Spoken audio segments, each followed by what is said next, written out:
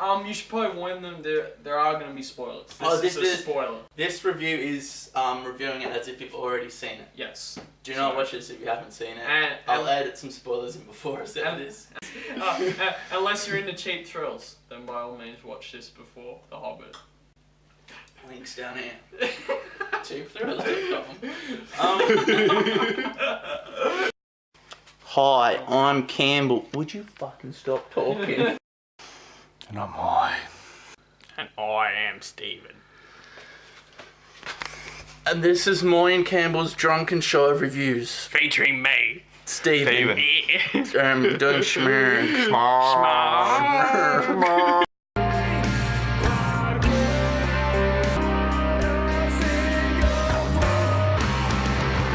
Welcome to today's episode. I'm Campbell, and that's Moy, and this is Steve. On today's episode, we are reviewing... We need a fucking ashtray.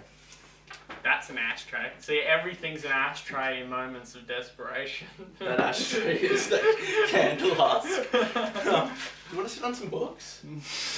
I'm not. Would you like me to get you a crate? Dungeons and Dragons books. Dungeons and Dragons books. Today we are reviewing The Hobbit, The Desolation of Smaug. I believe it's pronounced Smaug. Cumberbatch, played by what's his Benedict Cumberbatch. Hey, so where do they start? It's like a little prequel thing at the beginning. Brie, Prancing Pony. Yeah. Peter Jackson straight referencing. Up first fucking thing. Yeah, referencing not only like, and this is a little, what's it called? Cameo, but this is like referencing of the extra the eating camo a from carrot. Fellowship of the Rings. Which brings up some very interesting points. If Jackson was in fact playing the same character as he was in the Fellowship of the Ring, then 60 years earlier he has become approximately 10, maybe 12 years he's older. Perhaps it's the sort of thing that they do a lot in stories and stuff, where the great-great-grandfather looked exactly the same as the great-great-grandson. And the great-grandfather turns out to be Peter Jackson. And it's Peter Jackson. And the rest of the movie And it's ironic because it's probably the only time you see him chewing on a carrot. You're out already. You've lost it. You're out of order, Jasper.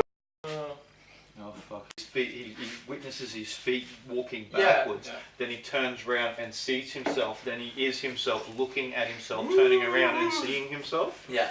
Yeah, point made though, that scene that I was describing then was brilliant. No, the whole, it was like a drug-crazed fucking, we've been eating mushrooms on our way through the woods. It just alluded to a hallucinogenic trip, and but that was cool. Yeah. And Sting, now I don't think that in the book? I don't think that was in the book. But it could be. He did get its name from somewhere because it was just handed to Bilbo, like they found it in a cave. Yeah. Bilbo would have was the one who named it. We would also like to specify that we haven't actually, in a long time, I read it when I was in high school. read the book or read the book at all. So it's going to be several moments where we're like, I don't know, but you Tolkien people, surely you're leaving us Purists comments. and all that. We respect was it in the book? Yeah. Put in the comments whether it was in the book. Anything that you correct noticed. us because we don't know shit. Yeah, basically. We watched the movie and then we got drunk. Us. We also want to learn something from you. No, let's do this. Let's fucking do this. Let's do this. Orlando Bloom. Fuck that right? guy. They cut so much out of the potential storyline to fit that retard in. 3-hour movie, right? Yeah, but they could have made up for the time, as I'm getting at, none of the other dwarves really had any part. You never got to see any of their actual personalities.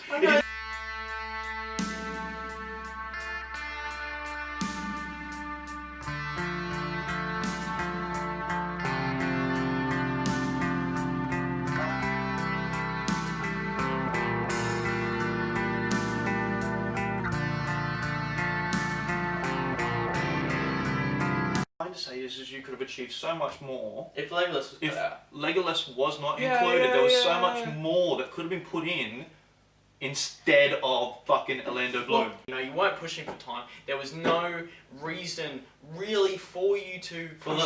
For the fake love triangle story which fucking was forced into the script. The point that I want to keep making is that the level of writing that went into the Tolkien story far exceeded the level of writing that went into Orlando Bloom's storyline. Well, in those so it really genuinely stood out. Like, here is the Tolkien story, yeah. and here is Peter Jackson's story, and it just like you were just sick of watching Peter Jackson's story. You wanted to go back to Tolkien because it's so much better. It just for.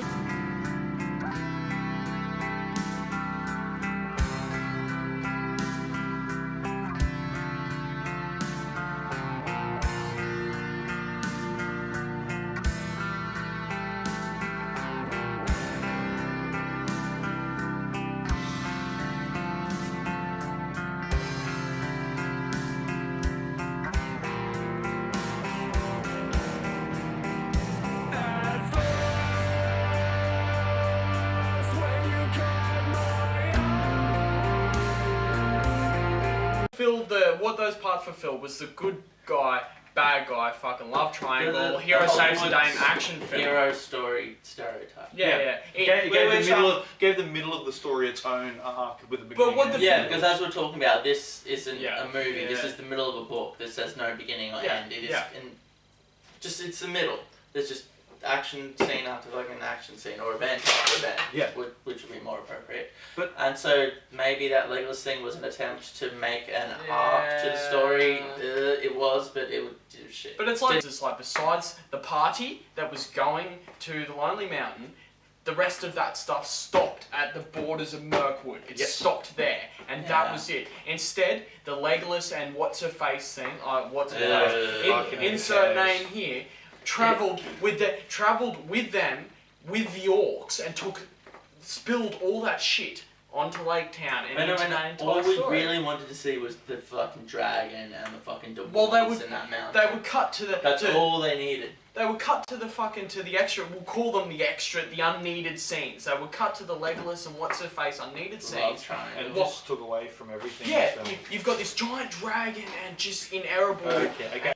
Let there be magic.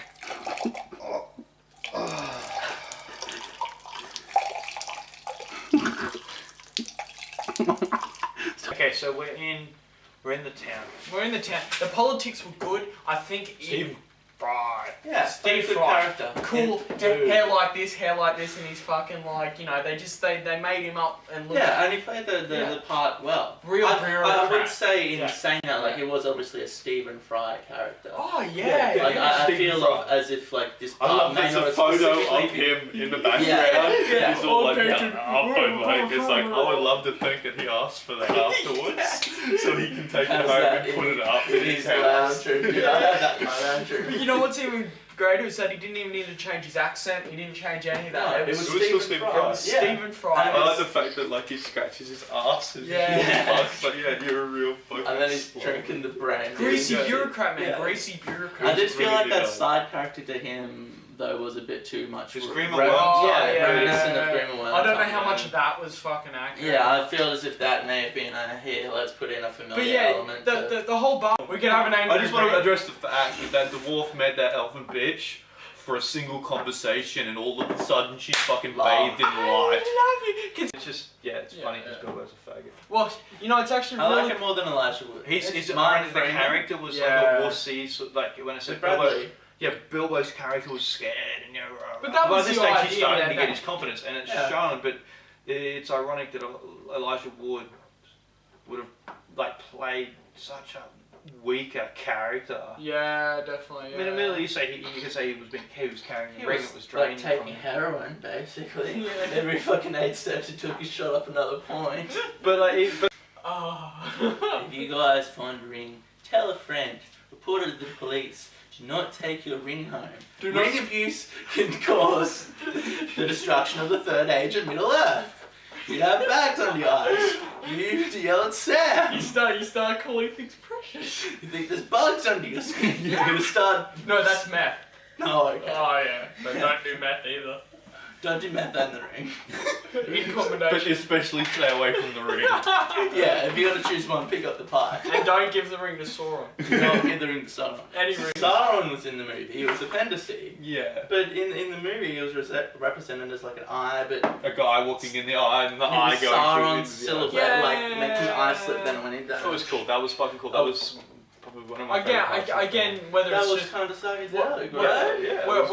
This is fucking massive fucking like horde of fucking characters. Erebor is just fucking massive. The scale is fucking It's huge. just, isn't it so cool that they brought together like that just... And it looks big. It's not big, but it's like, crazy. I'm in a big room, and there's like a fuckload of coins, like... Well, if you're... mountains. It's literally there's like mountains of gold. You'd actually see the cascade. Coins. Right now they're at a precipice with their CGI, and it was less so in The Hobbit, noticeably so. But now you're struggling to define what is fucking real and what's not. And it's just I think a lot to do with it is the way that it is filmed.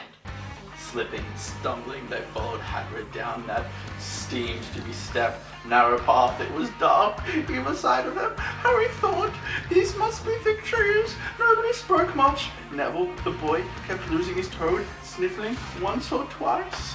Yet J.K. Rowling shall not avail you. Flame of Udun, you shall not read. We're gonna get in a lot of shit for this. People are gonna hate us. But this star of this like fast car racing movies died in a car crash, like a fiery car crash while they were speeding. Doesn't that not send a message? He lived the dream. Car racing doesn't end like it does when Vin Diesel's your co-star. I was just, fucking schmear. They got across the fucking realism in this character. That so what's his name? What's his name? The guy that played? Benedict Cumberbatch. Benedict Cumberbatch. Right. Benedict Cumberbatch. Benedict Cumberbatch. You are truly stupendous. Benevolent. I know, bro. Why not? I cried Smog. Jolly good shot. That's how the dragon should have been. The cash. There's a slow, like grinding, like let us see the fucking dragon for a minute and a half. But it worked really well. Especially since you couldn't hear anything else except the trickle of coins. The score stopped, everything stopped. There was no dialogue. He walks up and like a pile of cash rolls away, like coins, and it's like his eye. And he's like, fuck, and he rolls back down, and it starts like, I think it's a nostril. You see from Bilbo's perspective, and then like a nostril, like... And then it zooms out. That's a nostril there. Then it moves again, and he goes like... And it cuts to that really long shot and like dragon. And you see the tail and you just realise how and then you're seeing like the scope of like Bilbo and the fucking dragon. You're just shitting your pants. As the coin slowly. And then its fucking head actually like comes up eventually after this big long thing. Its head comes up and I was like, wow, that is a good looking dragon. With most movies, the way I would describe it, you go, oh, I wish they'd done a better dragon. Yes. And then it's like, oh wow, that was a really good dragon. In this movie, it was like, holy fuck, there's a dragon. It's like wait, dragons aren't real. Yeah. And then you watch it and you go, well, clearly they are. Else that's a dragon. Like when people ran out of the cinema in Hong Kong, in King Kong. Like this was like that's a fucking dragon. It had an impact. If we weren't so desensitized to all that. I thought we were desensitized to like every visual My jaw effect dropped. shot. My jaw dropped. Maybe I have been. Yeah. And then you see that shot and you're not desensitized to fucking. You just go, go, like, holy gold, something precious. And it's precious. And like just that word resonates within his mind. And Smaug here and the ring on his finger, and he takes it off, and here's the dragon. And dude, that scene in the first Hobbit with Smeagol and the ring, that was fucking awesome. That was incredible. That was my favourite scene in the first Hobbit. This blew that out of the fucking water.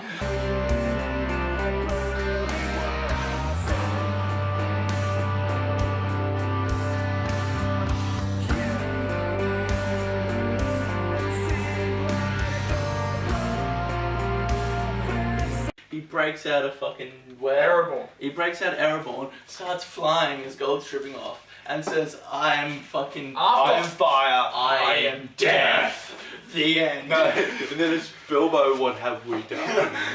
And then just black for like a minute or something. And you know, ages. and you're like... You'd be like,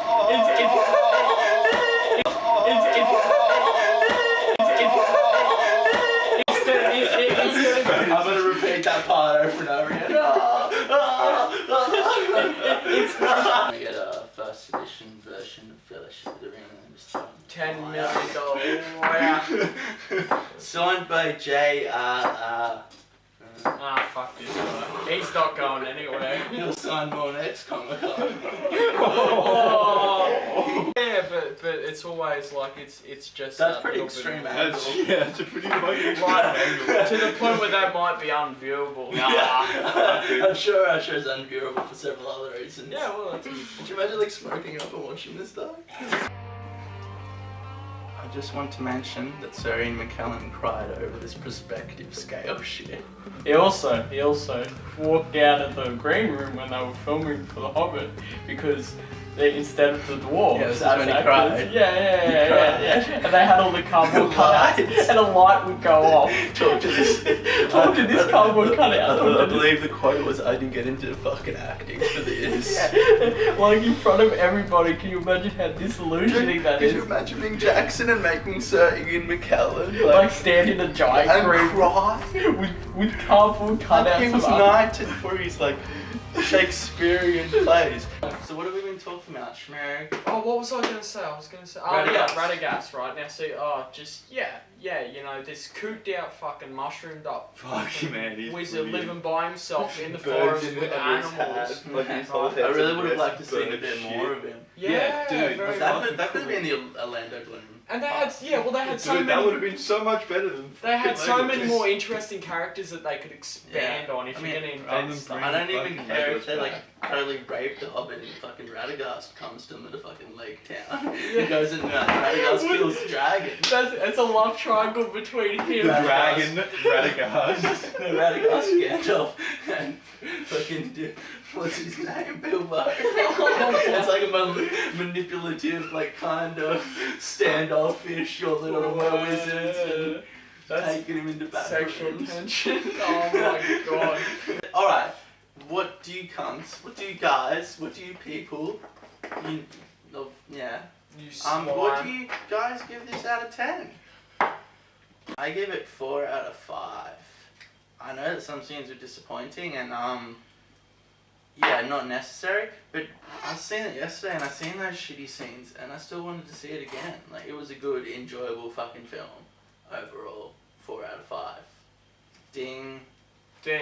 I'm gonna rate it out of 10, and pretty much I can draw a lot of what you said because obviously the budget really sticks out. Like now they've got their budget, it's confirmed. It's seamless, except for the unnecessary scenes with Orlando Bloom and the love triangle that we've talked about, which I think a lot of people will agree upon. Yeah, I think that's a pretty common thought. Fans of the series and stuff, there's probably some teeny boppers out there who are like, it appealed to someone, right? That's fair enough. Good I don't think it did. So I think it appealed to Peter Jackson's wallet.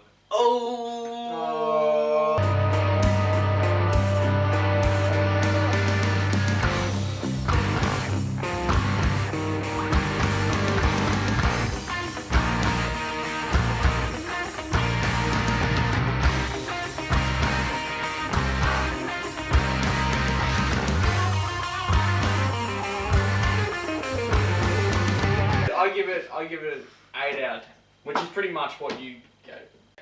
So the movie was incredible. I don't think it's one of those things that's sort of hard to criticize. Not really. Until you get to the point of Legolas and his she-elf bitch. Besides that, the fact that character was solely written into this film and the character just wasn't even believable. Only to Orlando Bloom's. Her character was so ridiculous and like so brushed over, and there was no sort of thing. Let's write a character. Let's write a storyline. Quickly. Start CGI. Also, a lot of people have speculated that it may also to put a female thing into there. Yeah, because that's another big thing which would have been hard to adapt the movies. Which I can appreciate. There's no fucking girls in them. Yeah, but so fucking what? It's about a bunch of guys on the fucking road together. Yeah, I would have to give the film 7 out of 7.5, 6. It can't be faulted. It's perfect right up until... Yeah, and I don't know, even to me, like, the scenes with Smaug, like, they made up for Like, yeah, it does. So It yeah, to a point ago, shit now. It was just there was. It was watchable. It was definitely watchable. Oh yeah, just because of the other fucking awesome scenes. Well, the action scenes in themselves were fucking sick. They were good for action. It's just we're desensitized to that style of action. We're not that type of people. I mean, a lot of people do like that shit. Yeah, but they also like the fucking Transformers. Thank you very much for watching our episode of the title. Video Schmerig. Please give us comments, subscribe, and like this fucking video. Second that. I should third it, but I'm not going to. Oh, my legs. Oh, I don't know that I was looking at the camera.